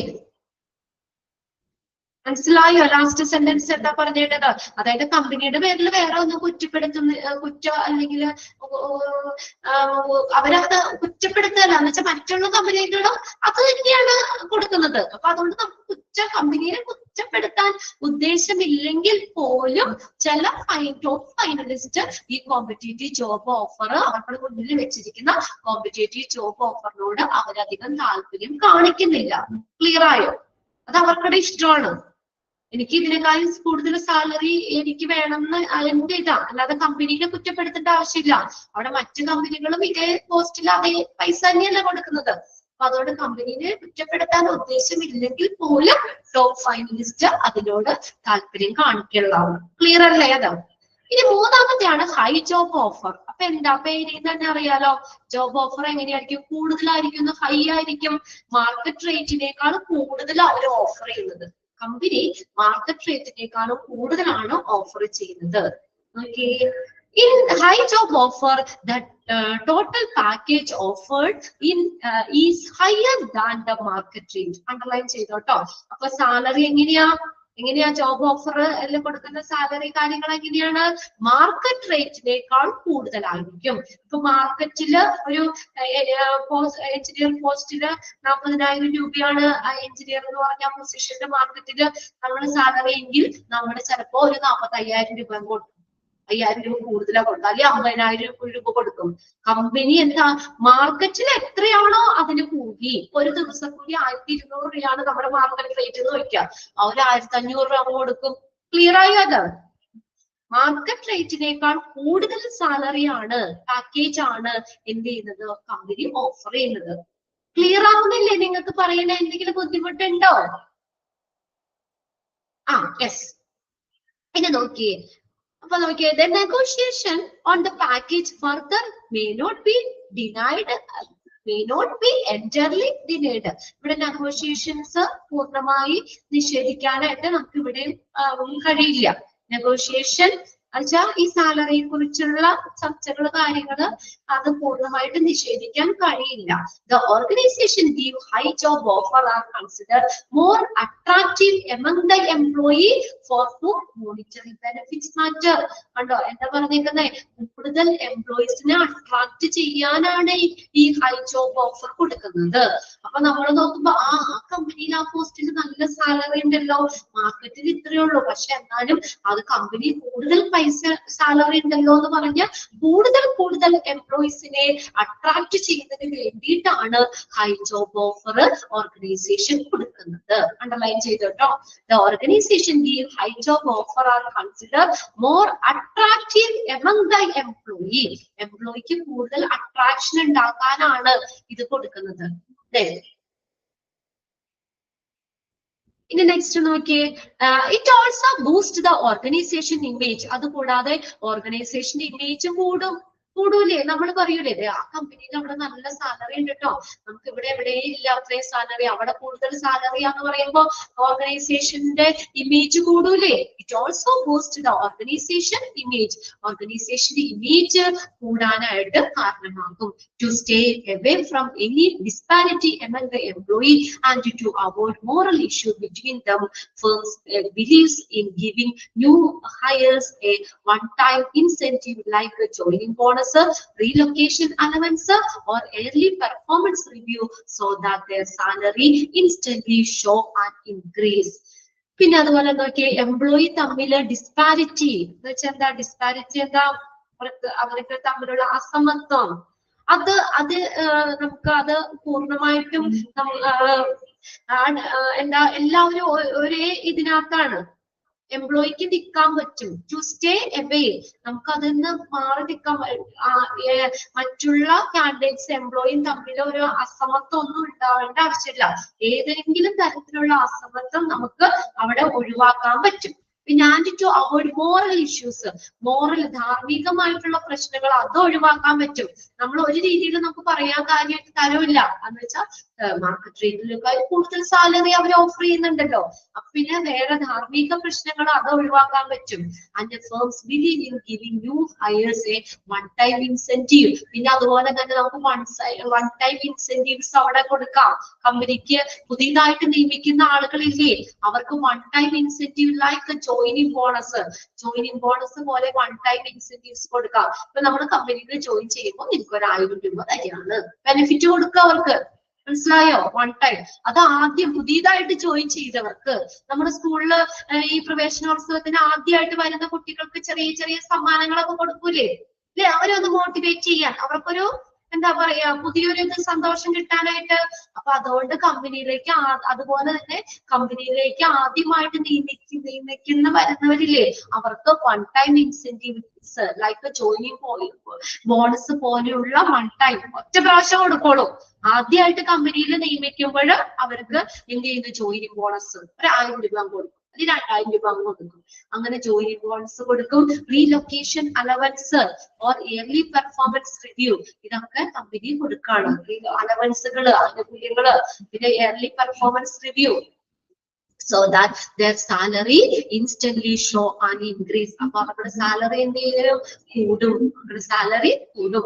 apart from these initial preference, ഈ പ്രാഥമികമായിട്ടുള്ള മുൻഗണനയ്ക്ക് പുറമെ their salary are kept at par with the other employee of the organization. എന്താ, ഒത്തിരി വൈകാതെ തന്നെ ആ കമ്പനിയിലെ മറ്റുള്ള എംപ്ലോയിയുടെ സാലറിയുടെ ഒപ്പം അതിന് തുല്യം, എന്ന് പറഞ്ഞാൽ തുല്യം അതേ സാലറി തന്നെയാകും. ഇപ്പൊ നമ്മൾ കയറുമ്പോ ചിലപ്പോ കുറവേ ഉണ്ടാവുള്ളൂ, ചിലപ്പോ അവര് 6 മാസം കൂടുമ്പോ സാലറി കൂട്ടി, അല്ലെങ്കിൽ വർഷം കൂട്ടി, അങ്ങനെ വരുമ്പോൾ നമ്മുടെ മറ്റുള്ള എംപ്ലോയിക്ക് തുല്യമാകുന്ന രീതിയിൽ സാലറിയും വരും.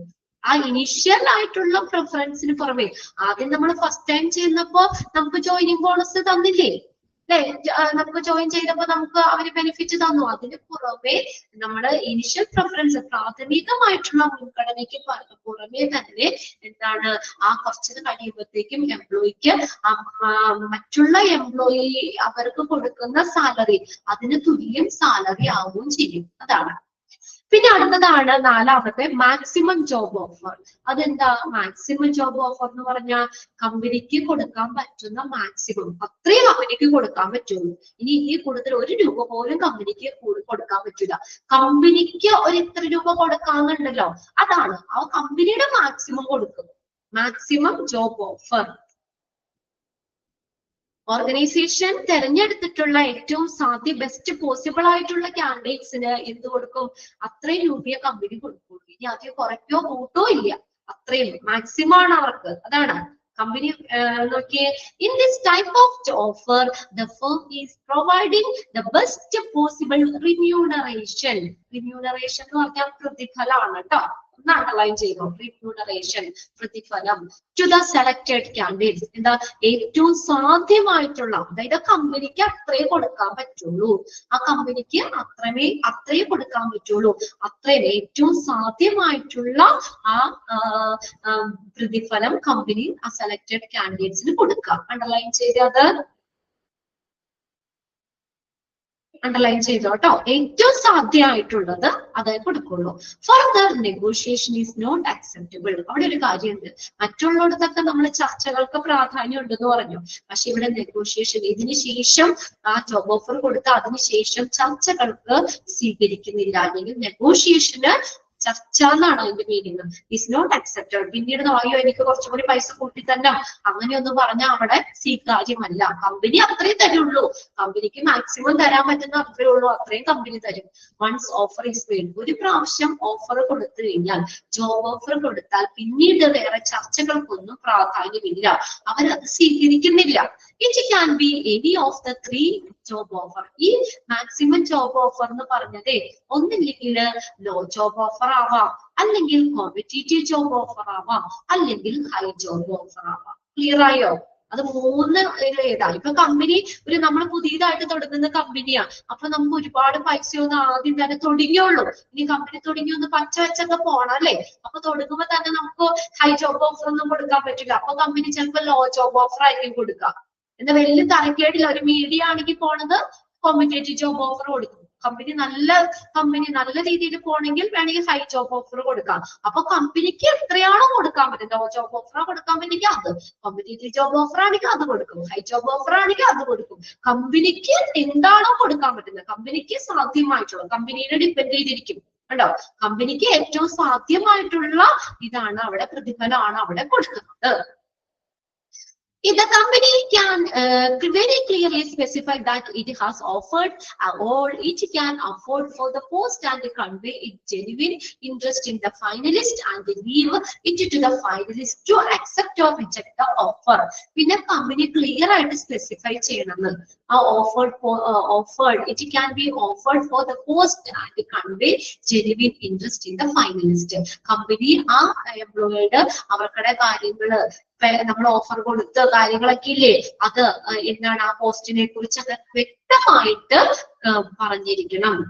പിന്നെ അതുപോലെ തന്നെ അവർക്കുടെ ആ ഫൈനലിസ്റ്റിനോടുള്ള ജെനുവിൻ ഇൻട്രസ്റ്റും അവര് മെസ്സേജ് ചെയ്യണം. എനിക്ക് ഇതിനുള്ള താല്പര്യമുണ്ട്, അല്ലെങ്കിൽ ആ ഒരു കാര്യം തുറന്ന് പറയണം. And leave it to finalist. പിന്നെ ഒരു കാര്യമുണ്ട്, ആ ജോലി കമ്പനി നിർബന്ധിക്കൊന്നുമില്ല. കമ്പനി പറയും ഞങ്ങൾക്ക് ഇത്രയും സാലറി തരാൻ പറ്റും, നിങ്ങൾക്ക് പറ്റുമെങ്കിൽ നിൽക്കാം, ഇതിൽ കൂടുതൽ ഞങ്ങൾക്ക് സാലറി തരാൻ പറ്റൂല എന്ന് പറയാണ്. അപ്പൊ ആ ഫൈനലിസ്റ്റിന് വിട്ടുകൊടുക്കും. ആ ജോലി ആ ജോബ് ഓഫർ അക്സെപ്റ്റ് ചെയ്യണോ റിജക്ട് ചെയ്യണോ എന്ന് കമ്പനി തല്ലിക്കെട്ടി നമ്മുടെ തലയിലൊന്നും വെച്ച് തരില്ല. ആ കാൻഡിഡേറ്റിന് വിട്ടുകൊടുക്കാണ്. ജോലി അക്സെപ്റ്റ് ചെയ്യണോ റിജക്ട് ചെയ്യണോ എന്നുള്ള കാര്യം ഫൈനലിസ്റ്റിന് വിട്ടുകൊടുക്കും. It tries to eradicate any kind of negative feeling which may arise in the mind of the finalist as offer made might below their expectation. കണ്ടോ എന്തിനു വേണ്ടിയ ഫൈനലിസ്റ്റിന് കൊടുക്കുന്നേ, വിട്ടുകൊടുക്കുന്നു എന്ന് പറയുന്നത് ഇറാഡിക്കേറ്റ് ചെയ്യാൻ വേണ്ടി. ഇറ്റ് ട്രൈ ടു ഇറാഡിക്കേറ്റ്, മാറ്റാനായിട്ട് അല്ലെ. അതെന്താ, എന്തെങ്കിലും തരത്തിലുള്ള നെഗറ്റീവ് ഫീലിംഗ് അവരുടെ മനസ്സിൽ ഉണ്ടാകുന്നത് മാറ്റാനായിട്ടാണ്. നമ്മളെ സ്വീകരിക്കുന്നത്, നമ്മളോട് പറയും നിങ്ങൾക്ക് ഇഷ്ടമുണ്ടെങ്കിൽ മതി, അപ്പൊ അങ്ങനെയാണെങ്കിൽ അക്സെപ്റ്റ് ചെയ്യാം. അല്ലെങ്കിലോ അവര് പറയാണ് നിങ്ങൾ വന്നത് നിർബന്ധമായിട്ടൊക്കെ പറഞ്ഞു കഴിഞ്ഞാൽ നമ്മുടെ മനസ്സിൽ ഒരു അയ്യോ എന്നാൽ എനിക്ക് കൂടുതൽ സാലറി കിട്ടുമായിരുന്നു, പക്ഷെ എനിക്ക് എന്റെ ഇത്രയും സാലറി ഉള്ളൂ എന്നുള്ള ഒരു വിഷമം നമ്മുടെ മനസ്സിൽ കിട്ടൂലേ, മനസ്സിലുണ്ടാവില്ലേ. അപ്പൊ അങ്ങനെ നെഗറ്റീവ് ഫീലിംഗ് അതിനെ ഇറാഡിക്കേറ്റ് ചെയ്യുക, മാറ്റുന്നതിന് വേണ്ടിയിട്ട് അവരോട് സെലക്ട് ചെയ്തോളാം പറയാണ്, ഫൈനലിസ്റ്റിനോട് പറയാണ് ജോലി ഓഫർ അക്സെപ്റ്റ് ചെയ്യണോ റിജക്ട് ചെയ്യണോ എന്നുള്ളത് കാര്യം.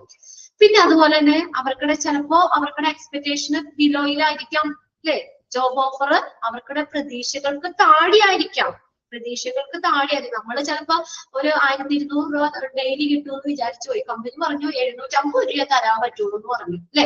അപ്പൊ ചിലപ്പോ നമ്മുടെ പ്രതീക്ഷകൾക്ക് താഴെയാണെങ്കിലും അവരുടെ മനസ്സിൽ ഒരു നെഗറ്റീവ് ആയിട്ടുള്ള കാര്യങ്ങളൊന്നും ഉണ്ടാവാതിരിക്കാൻ, അത് മാറ്റുന്നതിന് വേണ്ടിയിട്ട് അവരോട് സെലക്ട് ചെയ്യാൻ പറയാണ്, ഫൈനലിസ്റ്റിനോട് തീരുമാനിക്കാൻ പറയാണ് കമ്പനി ചെയ്യുന്നത്.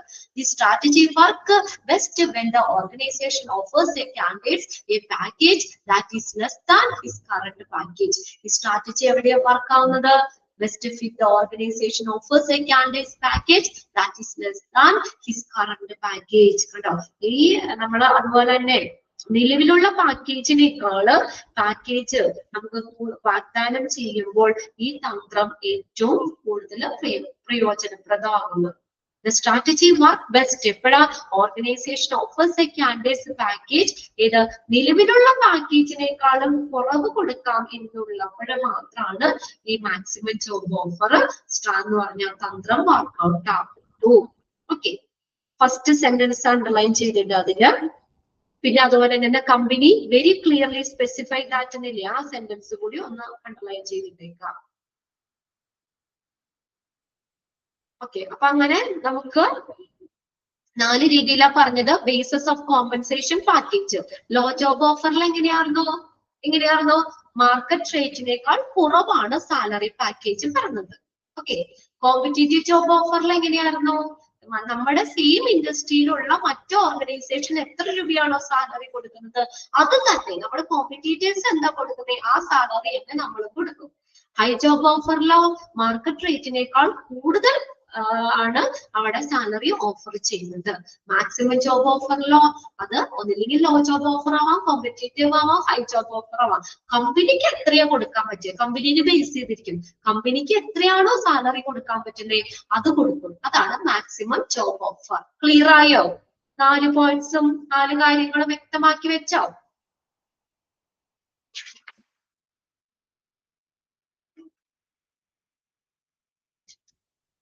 ക്ലിയർ ആണോ? കാവ്യ, യൂറിയ, ഐഷ, അമ്പിളി, അഖില, സൗമ്യ ഒക്കെ ആണോ? യെസ്. ഇന്ന് വായിച്ചു വെക്കണം കേട്ടോ. ഇന്ന് തന്നെ ഒന്ന് വായിച്ചു വെച്ചേക്കാം. ഇനി നോക്കിയേ, content of offer of employment. Contents of offer of employment, അതായത് ഒരു ജോബ് ഓഫർ കൊടുക്കുമ്പോൾ അതിൽ ഉണ്ടായിരിക്കേണ്ട കണ്ടന്റ് എന്തൊക്കെ കാര്യങ്ങൾ വേണം എന്നാണ്. Okay, contents of offer of employment. ഒരു ജോബ് ഓഫർ കൊടുക്കൂലേ, അപ്പോ അതില് എന്തൊക്കെ കണ്ടന്റ് ആണ് ഉണ്ടായിരിക്കേണ്ടത്? നമ്മളൊരു ജോലി ഓഫർ ചെയ്യുമ്പോൾ എന്തൊക്കെ കാര്യം വേണം ഒന്ന് നോട്ട് ചെയ്ത് വെച്ചോ. എന്തൊക്കെ കാര്യങ്ങളാ? Offering job position. ഒന്നാമത്തെ എന്താ? ജോബ് പൊസിഷൻ പറയണം. ഏത് പൊസിഷനാണ് പറയണ്ടേ? ഏത് പൊസിഷനിലേക്കാണ് ജോലി അത് പറയണം. രണ്ടാമത് റിമ്യൂണറേഷൻ ഇൻക്ലൂഡ്, പ്രതിഫലം പറയണം, സാലറി പറയണം. റിമ്യൂണറേഷൻ പ്രതിഫലം അത് ഇൻക്ലൂഡ് ചെയ്യണം. അടുത്ത നോക്കിയേ, എംപ്ലോയി ബെനിഫിറ്റ്. എംപ്ലോയിയുടെ ബെനിഫിറ്റ്സ് ആനുകൂല്യങ്ങൾ പറയണം. ബോണസോ ഇൻസെന്റീവ്സ് അങ്ങനെ എന്തെങ്കിലും ബെനിഫിറ്റുകൾ പറയണം. അടുത്ത നോക്കിയ performance appraisal and salary increment period. Performance appraisal പ്രകടന വിലയിരുത്തലും സാലറി ഇൻക്രിമെന്റ്. എപ്പോഴാണ് സാലറി ഇൻക്രിമെന്റ് ചെയ്യുന്നത്? 6 മാസം കൂടുമ്പോൾ, ഓരോ വർഷത്തിലും സാലറി ഇൻക്രിമെന്റ് ചെയ്യും. അത് എന്താണെന്നുള്ളത് വ്യക്തമായിട്ട് അത് പറയണം. Date of joining. ഇനി നമ്മൾ എന്നാണ് അവിടെ ജോയിൻ ചെയ്യേണ്ടത് ആ ഡേറ്റ് പറയും. പിന്നെ പ്ലേസ് ഓഫ് പോസ്റ്റിംഗ്, എവിടേക്കാണ് പോസ്റ്റ്, ആ സ്ഥലം പ്ലേസ് വേണം. പിന്നെ particular condition of the job offer. ഈ ജോബ് ഓഫറിലുള്ള ടേംസ് ആൻഡ് കണ്ടീഷൻസ് അത് വ്യക്തമാക്കണം. Particular conditions of the job offer. Job ഓഫറിലെ കണ്ടീഷൻസ് പറയണം, വ്യക്തമായിട്ട് പറയണം. അടുത്ത നോക്കി, information related to the company policy. കമ്പനിയുടെ പോളിസിയുമായി ബന്ധപ്പെട്ട് വരുന്ന വിവരങ്ങള്. Information related to the company policies. കമ്പനിയുടെ പോളിസിയുമായി ബന്ധപ്പെട്ട് വരുന്ന വിവരങ്ങൾ പറയണം. അടുത്തത് space or line of sine for both employee and employer. എംപ്ലോയിയും എംപ്ലോയറും സൈൻ ചെയ്യാനുള്ള ആ സ്പേസ് വേണം. അവർക്ക് സിഗ്നേച്ചർ സൈൻ ചെയ്യണ്ടേ, അതിനുള്ള സ്പേസ് വേണം. പിന്നെ നോക്കിയേ, space four date of signature lines. അവിടെ നമ്മൾ സൈൻ ചെയ്യുമ്പോൾ ഡേറ്റ് എഴുതാനുള്ള സ്പേസും വേണം. അപ്പൊ ഇത്രയും കാര്യങ്ങളാണ് ഒരു ജോബ് ഓഫറിൽ ഉണ്ടായിരിക്കേണ്ട കണ്ടന്റ്. ഒന്ന് അണ്ടർലൈൻ ചെയ്ത് അതൊന്ന് ടിക്ക് ഇട്ടോ കേട്ടോ. ആർക്കെങ്കിലും ഏതെങ്കിലും കമ്പനിയിൽ ഇതുപോലെ ജോബ് ഓഫർ വന്നിട്ടുണ്ടോ? നിങ്ങൾക്ക് ജോലി ശരിയായിട്ടുണ്ട്, നിങ്ങൾ ഇന്ന ദിവസം ജോയിൻ ചെയ്യണം എന്നൊക്കെ ഇന്റർവ്യൂ കഴിഞ്ഞിട്ട് ഓഫർ ലെറ്റർ വന്നിട്ടുണ്ടോ? എന്നിട്ടുണ്ടോ? ഇല്ല. അപ്പൊ ഇങ്ങനെ കാര്യങ്ങൾ ആ ഓഫർ ലെറ്ററിൽ ഉണ്ടായിരിക്കണം. ഇതാണ് ഒരു ജോബ് ഓഫറിന്റെ കണ്ടന്റ് ആണ് പറഞ്ഞിരിക്കുന്നത്. ക്ലിയർ ആയോ? ഏതാണ് ജോബ് പൊസിഷൻ, അവർ ഓഫർ ചെയ്ത ജോബ് പൊസിഷൻ പറയണം. ഏത് പൊസിഷനാണെന്ന് നമുക്ക് അറിയണ്ടേ? മാനേജർ ആണോ, ക്ലർക്ക് ആയിട്ടാണോ, ഏത് പൊസിഷനാണെന്ന് അറിയണം. പിന്നെ പ്രതിഫലം, സാലറി പറയണം. എംപ്ലോയിയുടെ ബെനിഫിറ്റ്, നമ്മുടെ ആനുകൂല്യങ്ങളൊക്കെ എന്തൊക്കെയുണ്ടെന്നുള്ളത് പറയണം. പ്രകടന വിലയിരുത്തൽ, പെർഫോമൻസ് അപ്രൈസൽ, പ്രകടന വിലയിരുത്തൽ, salary increment period, salary increment വർദ്ധിപ്പിക്കുന്ന സമയം ഓരോ വർഷത്തിലാണോ, 6 മാസം കൂടുമ്പോഴാണോ, 2 വർഷം കൂടുമ്പോഴാണോ സാലറി കൂട്ടി തരുന്നത്, അത് പറയണം. ഡേറ്റ് ഓഫ് ജോയിനിങ്, എന്നാണ് നമ്മൾ ജോയിൻ ചെയ്യേണ്ട ഡേറ്റ് പറയണം. പ്ലേസ് ഓഫ് പോസ്റ്റിംഗ്, എവിടേക്കാണ് പോസ്റ്റ് എന്നുള്ള സ്ഥലം പറയണം. പിന്നെ ജോബ് ഓഫറിന്റെ particular terms and conditions, job ഓഫറിന്റെ കണ്ടീഷൻസ് പറയണം. പിന്നെ അടുത്തത് കമ്പനിയുടെ പോളിസിയുമായി ബന്ധപ്പെട്ട് വരുന്ന വിവരങ്ങൾ പറയണം. പിന്നെ എംപ്ലോയിക്കും എംപ്ലോയറിനും സൈൻ ചെയ്യാനുള്ള ഒരു സ്പേസ് വേണം. പിന്നെ അവിടെ ഡേറ്റ് എഴുതാനുള്ള സ്പേസും വേണം. ഇനി അടുത്തത് sample of offer of employment ആണ്. ഇതൊരു ലെറ്റർ ആണ് കേട്ടോ, ഓഫർ ലെറ്റർ ആണത്. അത് നമുക്ക് അടുത്ത ക്ലാസ്സിൽ നോക്കാം. അപ്പൊ ഓഫർ ലെറ്ററിൽ ഇങ്ങനെയുള്ള കാര്യങ്ങളൊക്കെ ഉണ്ടായിരിക്കണം. കണ്ടന്റ് വരെയാണ് നമ്മൾ ഇന്ന് ക്ലാസ്സിൽ പറഞ്ഞത്. അപ്പൊ അത്രയും നോക്കി വെച്ചേക്കാട്ടോ, ഒന്ന് വായിച്ച് മനസ്സിലാക്കി വെക്കാം. ബാക്കി നമുക്ക് നാളെ നോക്കാം കേട്ടോ. Okay, thank you.